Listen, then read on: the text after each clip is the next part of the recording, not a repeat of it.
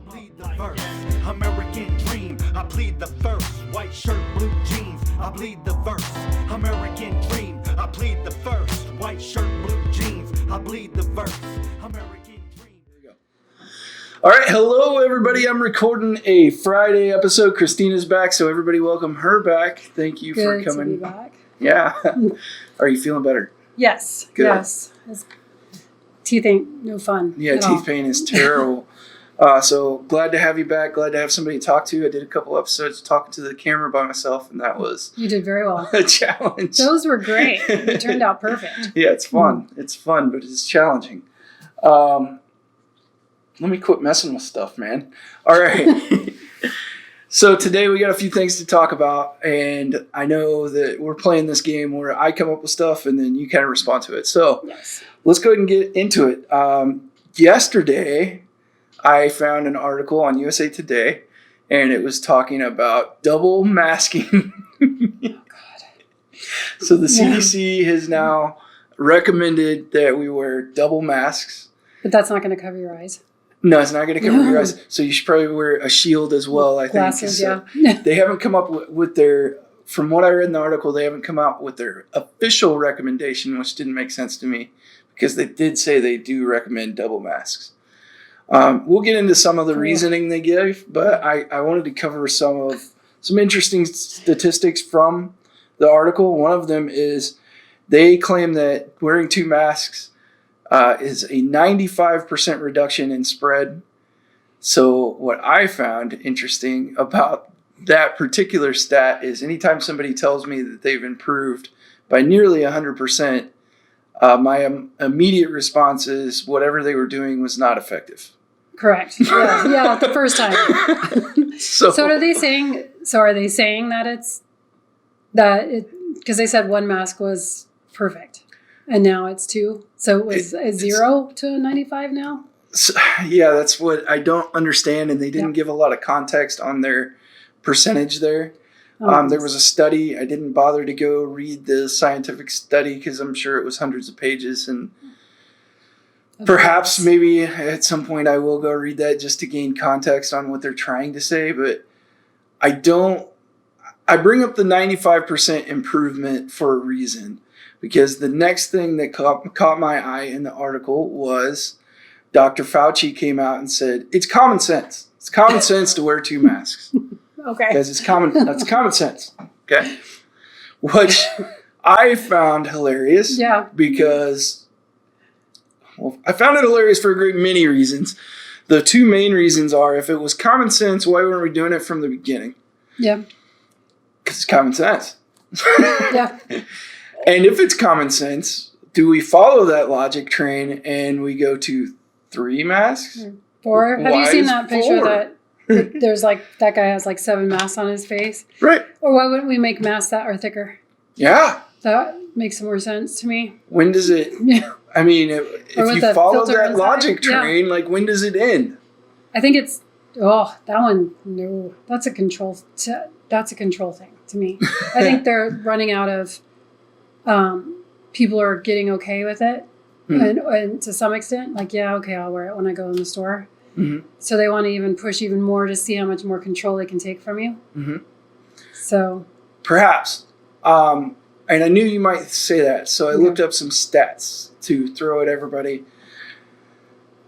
Mask compliance numbers, they're kind of hard to find. I will post a link to where I found mine, and it'll probably be up here somewhere. they actually have mass compliance numbers. Yeah, I'll put somewhere on the screen. I'll put this really cool map. Okay. And it'll have it's like a heat map kind of for compliance numbers for masks. Now I'm gonna have a challenge because I put it up here and I put it up there. Yeah. Anyway, That's a $4 billion government project. So yeah, it's this heat map, and it shows basically the compliance numbers per state. And I have a lot of questions about the validity or the scientific validity of the actual numbers, because it's just from a survey. Okay. But really, I mean, that's probably the only way you can really measure it too. So I'll kind of counteract my own argument there. Yeah. There's not a lot of good ways to measure what people are doing unless they just tell you. Yeah. So people are saying that they are over 95% compliant in well over 10 states.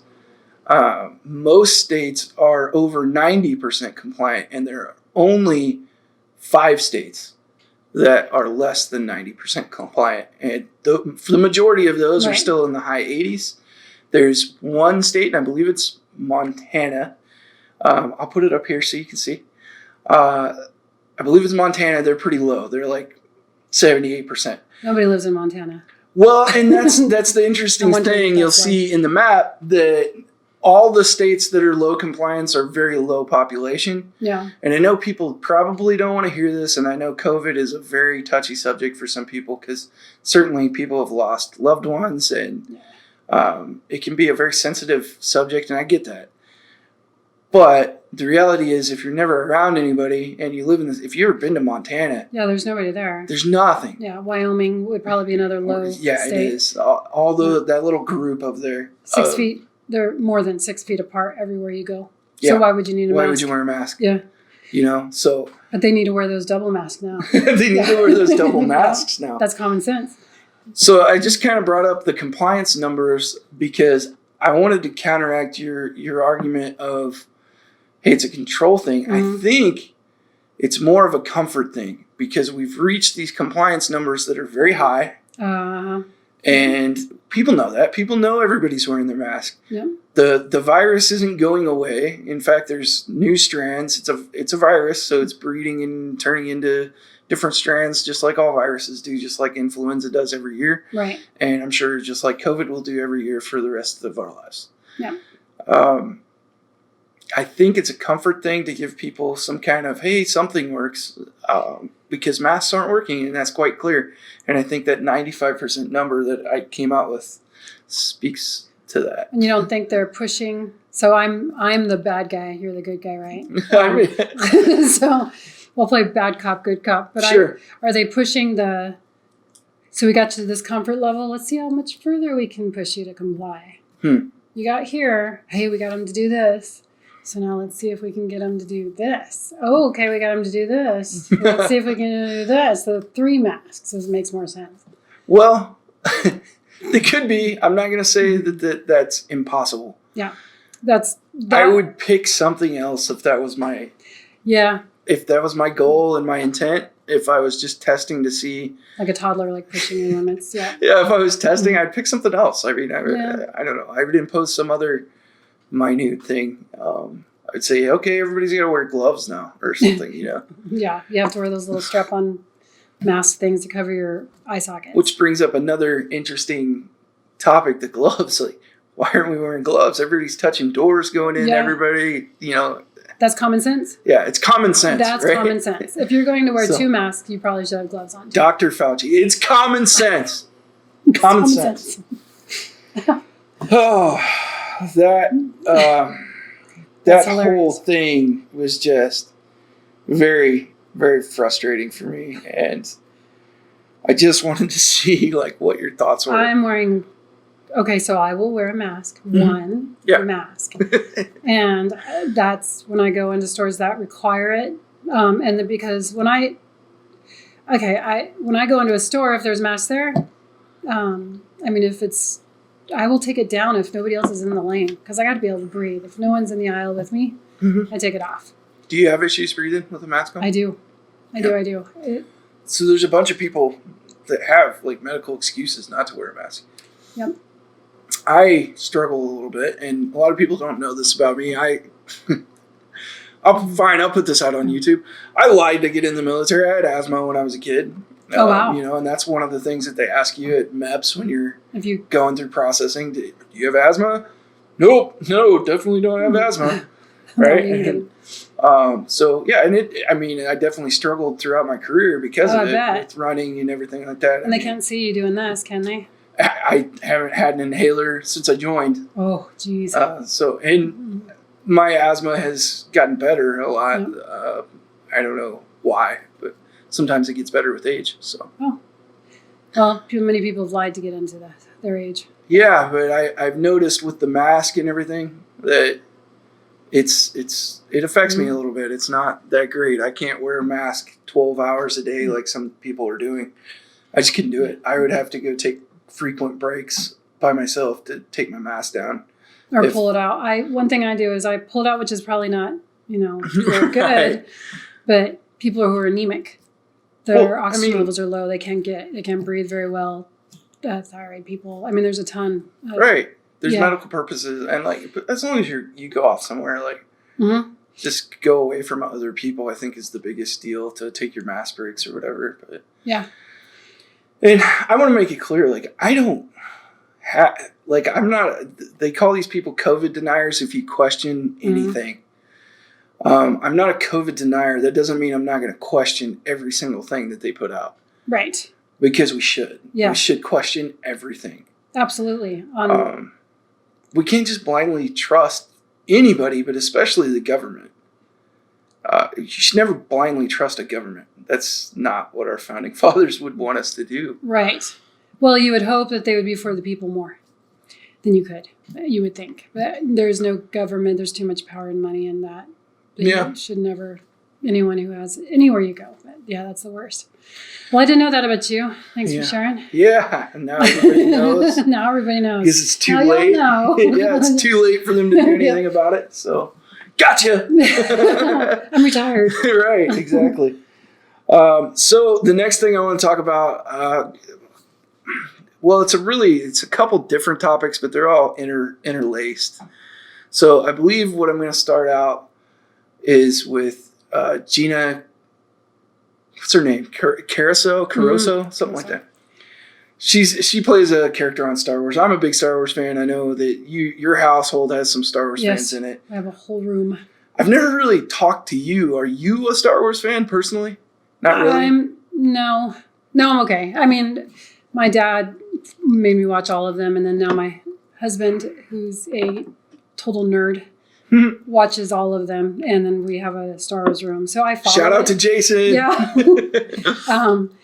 But yeah, so when he mentioned Gina, he was the first one to mention he was mad about it. I texted him this morning about it. Yeah, he's like, "Did you hear about Gina got fired?" And I'm like, "Who's?"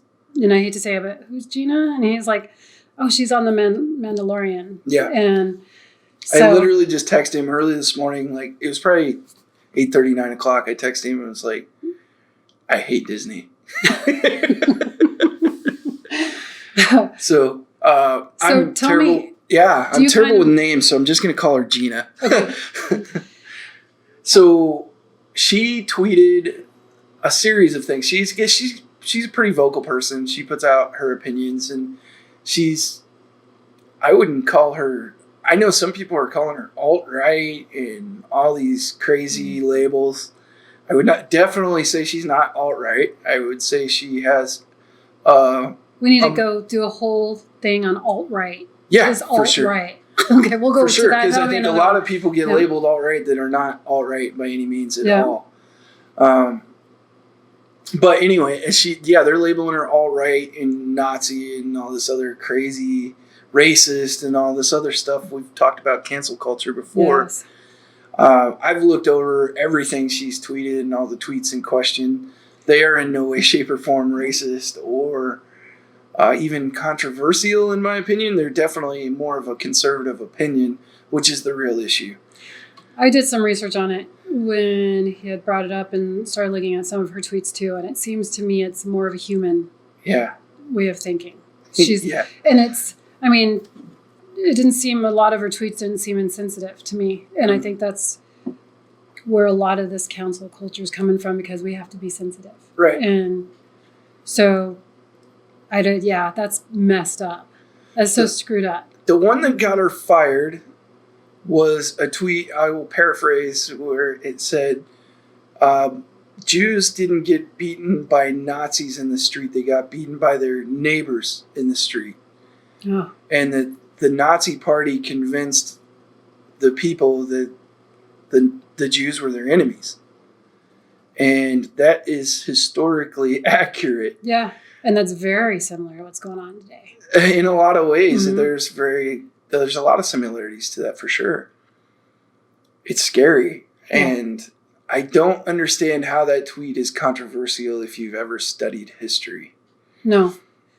And it's exactly what happened. Right. So why can't you speak facts and keep your job? Because the very last line of the tweet is, I think, where it got her in trouble, and it was what she said. She said, how is that any different than hating somebody for their political views?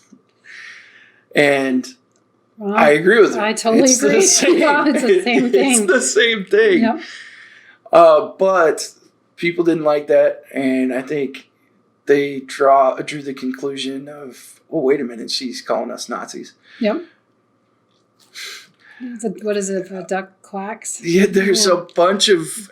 I think, I will say this.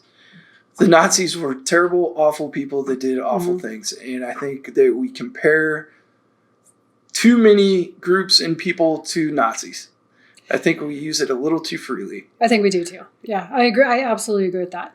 But that being said, if the left isn't going to jump on people for making the comparison with the immigration crisis and taking pictures of people in holding cages, and then posting that and saying this is Nazis, or they called Trump a Nazi. They call anybody on the left. They call anybody they don't like a Nazi. Yep. So how's that different? Right. Yeah. Why aren't they all getting canceled too? And why isn't that racist when they do it? That to me is so scary. Mm-hmm. Do you start acting left so that you can be left alone? Do you know what I mean? So if you're a right person, do you pretend to be a left person so that you can keep your job? My mind works in funny ways. I've actually had the thought of running for office as a Democrat, and then I'll vote. Switcheroo! Surprise, bitches! Yeah, that's awesome. Yeah, my vote. That's a good idea. And now the cat's out of the bag, so I'll never be able to do it. But I've had that thought for a long time, like going to a blue place and running as a Democrat. Yep. Because frankly, I think there's a whole bunch of people that don't even pay attention to what you say. There's Democrat. They pay attention to what letter you have in front of your name. Because it doesn't matter. You can totally change your platform once you get in. Yep. You could be like, oh, I just changed my mind. Yep. Yeah, and that's, and a lot of it's just blowing out lies. So you could just get in there. That's amazing. That's perfect. Yeah, I thought about that. When all this was going on, I worried about, you worry about like her losing her job and stuff. You worry about, honestly, I was worried about this podcast, and my job. But somebody finds this and it's all sensitive over it. Yeah. And then they're messaging your my boss and saying, "Hey, I don't like." Oh my God! Did you hear what she said? Yeah. So. But that's kind of why I made this, because I just refuse to be controlled by it. Yep. And I think we've talked about this before. It's not a direct infringement of your First Amendment rights, because that's protecting you from the government. Right. But the forefathers could have never foresaw social media and canceling somebody's voice. I mean, how would they have viewed it if you were out in the town square saying whatever it was that you wanted to say? Yeah. And everybody rounded up a mob and ran you off. I don't think that would have been... I don't think that would have stand. No, I don't think so either. And that is exactly what social media is town square. Right. And so it's not a First Amendment issue, but it is at the same time. It's we've talked about that before, but so that's scary. We're so sorry, Gina. That so sucks. Yeah. And unfair. I don't want to spend, all night talking about her, but I love the series and I love Star Wars, and it's just, it broke my heart. I canceled my Disney Plus today. Well, I think I did. We're like in the middle of a show, but I think we are going to also. I mean, I'm not encouraging anybody. I'm not. No. The boycotts I don't think work that well, because not everybody gets on board. You would be amazed, I think. Really? If you can get so many people to do it, it does hit them in the pocketbook. But the sad thing is they'll put a new show on. Yeah. And you'll be like, oh God, I want to see that show. Well, it's Star Wars, and I've been a Star Wars fan all my life. And Disney's huge. I mean, Yeah. in regards to they own just about freaking everything. And so I don't know here's the thing is how everybody is so perplexed on how do we make them stop? Gee whiz, stop it. Mm-hmm. You know what I mean? It just feels like if they get away with this and they get away with this, and they get away with this, and it's just slippery slope. Yeah. So pretty soon you just want to stay in your house, shut the door, stay in bed. Yeah.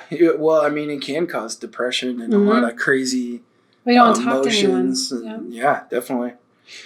So that kind of leads into cancel culture is directly connected to social justice because a lot of times they'll use the racist label to then cancel you, even though nothing you said was racist. Right. Not even mildly racist, if there is such a thing as mildly racist. It's just not there, but they label you as a racist and then they cancel you. So the next thing I wanted to talk about was intersectionality. Okay. Do you know a lot about it? Go ahead and give me a a rough definition of intersectionality. It's a theory that they being sociologists use to try to combat inequality, which is a noble cause, right? Right. Everybody's for equality. I think I don't think they're. I mean, of course, real actual racists are against equality, but I think there aren't any normal people, right or left, that are against equality. Yeah. There's extremists, but that's it. So what they do is they say basically the more groups of oppressed people that you belong to, the more attention you deserve to overcome your oppression. So let me give you an example. Okay. You are a woman, so you're a member of one oppressed group. Okay. So you have more say in things. If we were having a topic about, let's say, abortion, according to intersectionality, I should shut up and listen. I really shouldn't have an opinion. I should let you talk about that. Even though it does affect men. And maybe it's their not. Kids too. It is their kids too. It's maybe not the same, but it affects us. And we have every right to have an opinion about it, right? So their take on that is, no, she's the part of the oppressed group in question, so she gets to talk, and whatever you say doesn't matter because you're not a member of that oppressed group. So where the intersectionality comes up is they start adding groups in. So now if you are a African American woman that is also homosexual and has a low income job and a single mother, you've hit boom, boom, boom, boom, a bunch of groups, right, that you're a part of. And now you win the victim award and you can pretty much say whatever you want about anything you want, and everybody should hear your truth. And it doesn't matter what you say because you're protected. Exactly. It's a protection. So that is the rundown on intersectionality. And what I wanted to get to was it's very dangerous. It's the derivative. Social justice is the derivative of intersectionality. They believe, hey, these people have been oppressed, and now we need to correct that through social justice, which this is not I'm not the first person to say this. Justice doesn't need a qualifier. No. Yeah. You don't need to put a word in front of justice. Justice is always right. Justice is always good. Yeah. So the word social justice doesn't make any sense. And if you have to put a word in front of your justice, then it's probably not justice. Well, it's boxes. So it's going with that, and we kind of hit on that, is that you're putting people in boxes. Mm-hmm. And that's racist to me also. Right. It's interesting that you say that, because that's kind of after I've studied intersectionality from different perspectives and different sociologists, and trying to figure out why in the world anybody would want to have anything to do with it. And my conclusion is that it shares all the same ideas as racism, with a different intent. It puts people in boxes, just like you said. It's judging people for their race, their age, their sex, their whatever, before their individuality.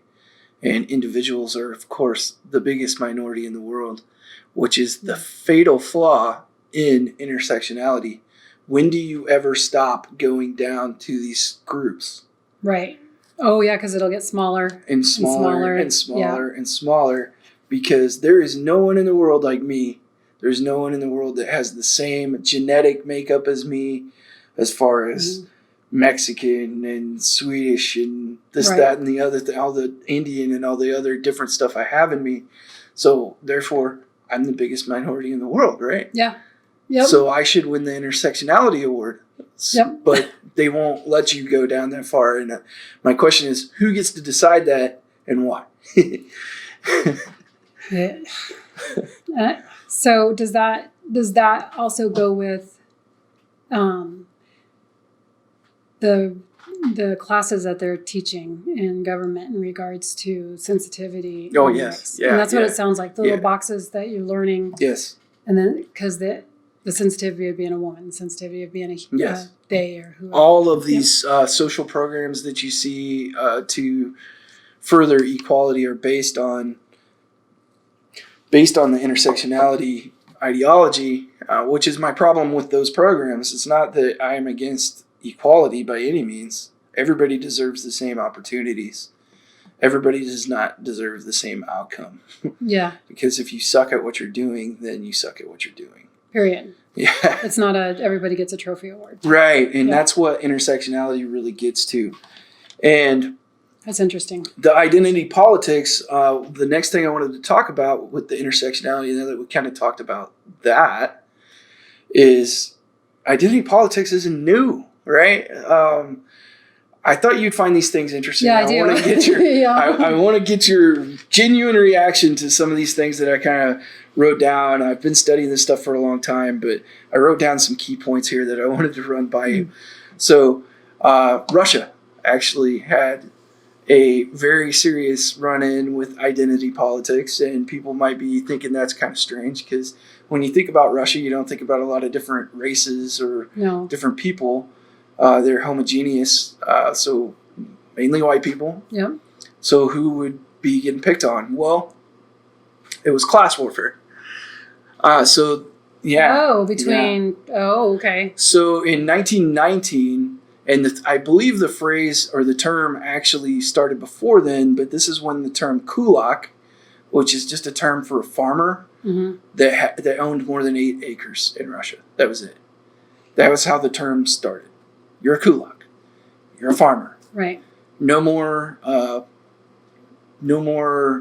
insulting than us saying, yeah, you're a farmer. Right. Okay?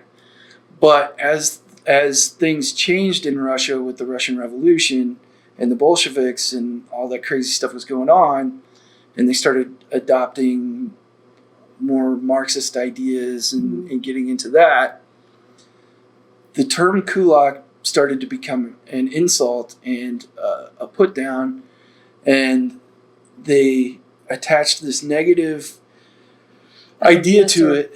Not lesser, you were a thief.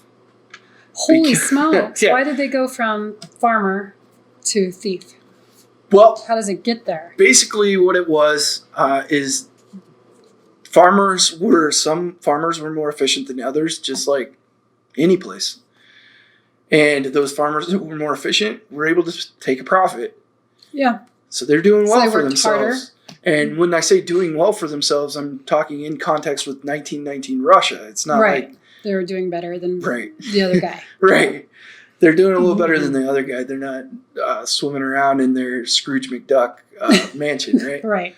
So they started labeling these people kulaks, and the Marxist revolutionaries really made it a point to kind of turn the public against these kulaks.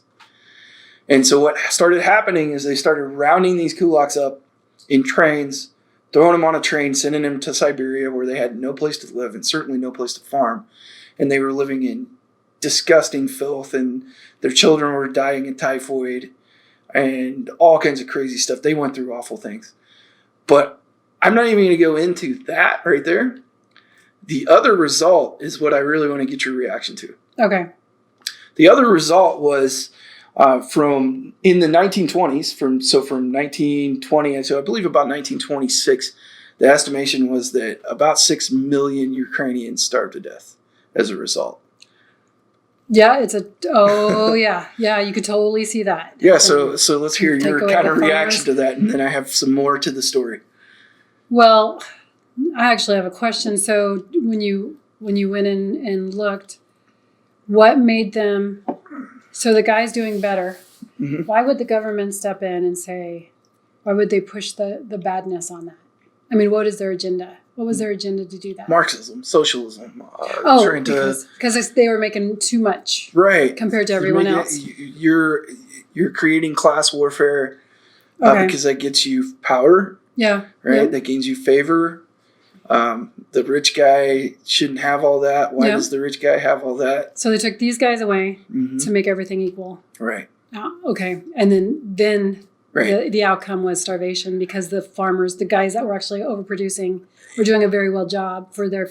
And the public was actually going to these kulaks' houses for a while, and they would go into the people's houses, and they would raid their houses and strip them of everything and leave. Oh my gosh. That is insanely sad. Right. I did not know this at all. Jeez. Yeah. Holy smokes. I need to look at my history a little bit more. That is crazy. Yeah. Yeah, pretty crazy. So I'll give you some more stats real quick. So from 1919 to 1959, the estimation is somewhere between 30 to 50 million Russians starved to death just from the Marxist revolution, if you want to call it that, the Bolshevik revolution. It carried on through World War II. Geez, that's a long time. Yes. For it to happen.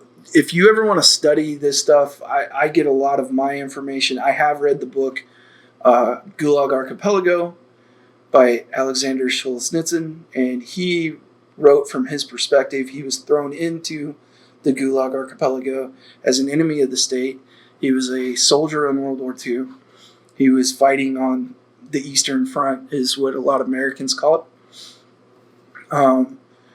Fighting on the Eastern Front, and he was writing some letters home, and some of his letters were less than flattering about Russian leadership. When he came home, he was labeled an enemy of the state and thrown in the Gulag, which he lived for that life for a very long time. Eventually got out and wrote this book, and it's an amazing perspective and an amazing warning, and I think everybody should read it. So I see that happening today. You can see that same thing happening today. Mm-hmm. There's so many warnings from people that have lived this before that we are not heeding and taking seriously, because we saw, I was listening to an episode of Jocko Willink, and he had a Vietnamese soldier on from the Vietnam War, and at the end of the episode, this Vietnamese man looked over at Jocko, and Jocko's a Navy SEAL and great guy, pretty level-headed dude.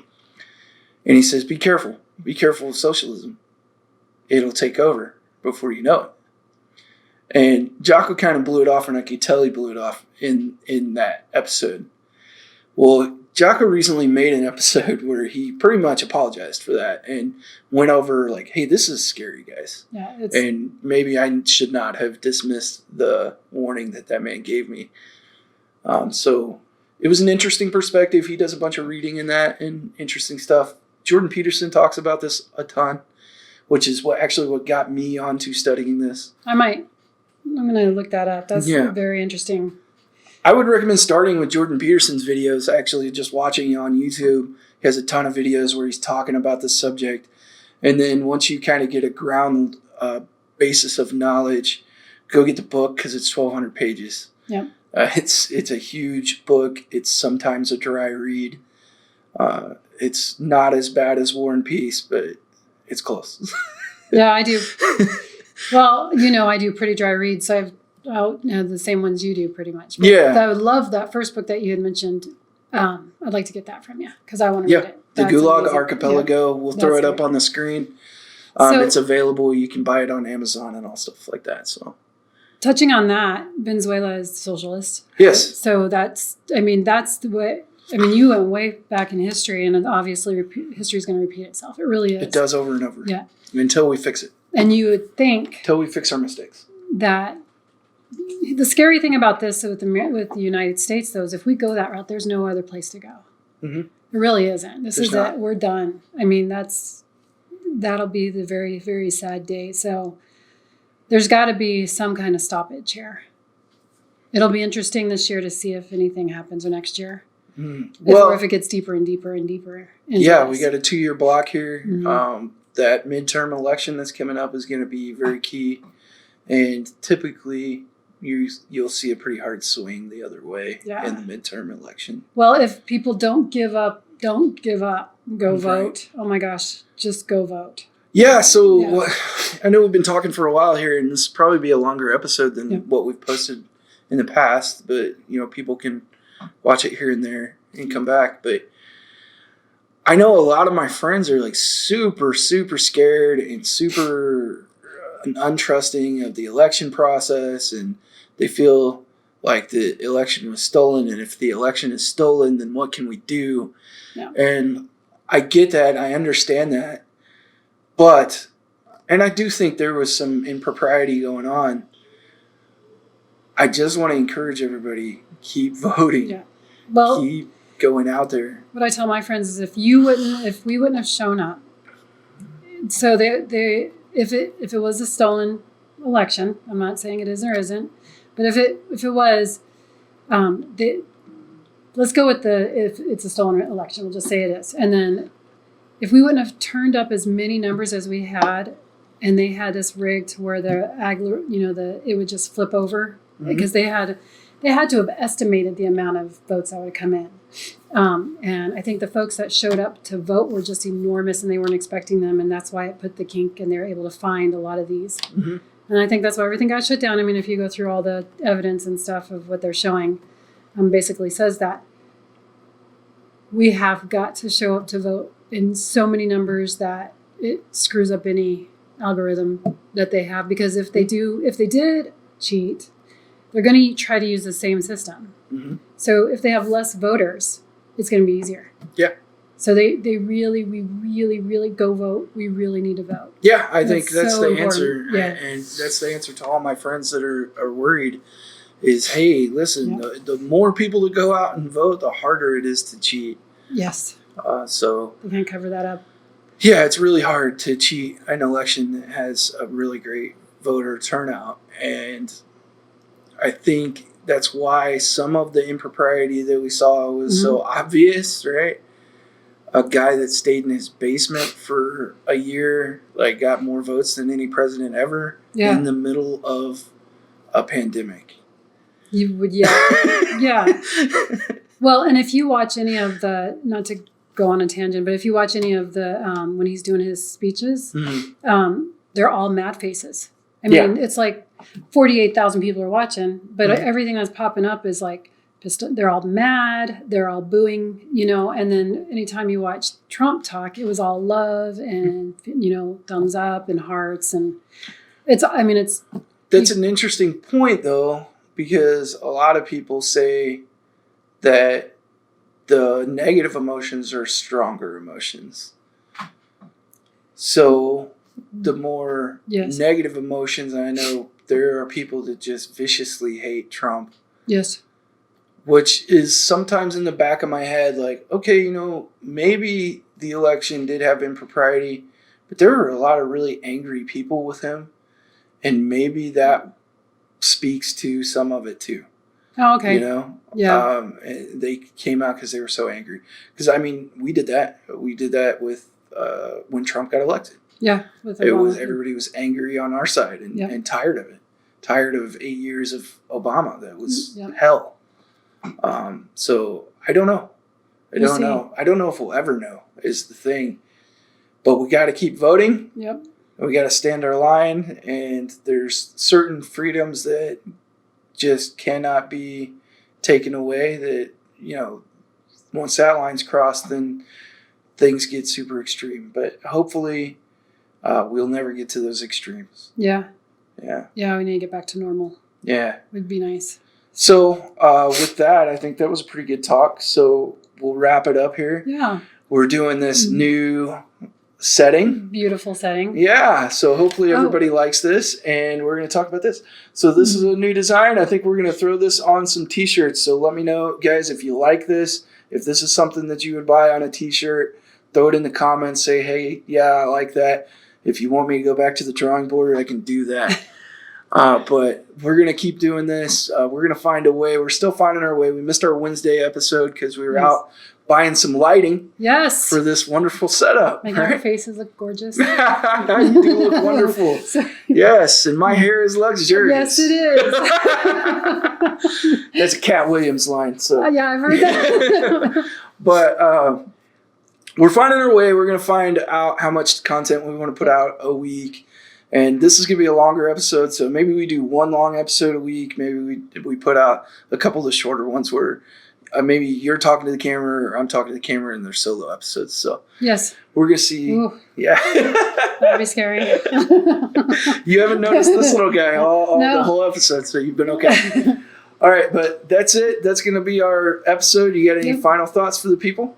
No, just maybe to final on go vote when it's time, please. That's super important. And have a wonderful, wonderful weekend. Be safe. Yeah, so this will be our Friday episode, everybody. Thank you for tuning in. Thank you for sharing us. Like, share, subscribe, and we'll see you next time. Bye. All the greenery, close the matches they were handed down to me, but I'm still fly, I know. I'm still fly, let's go.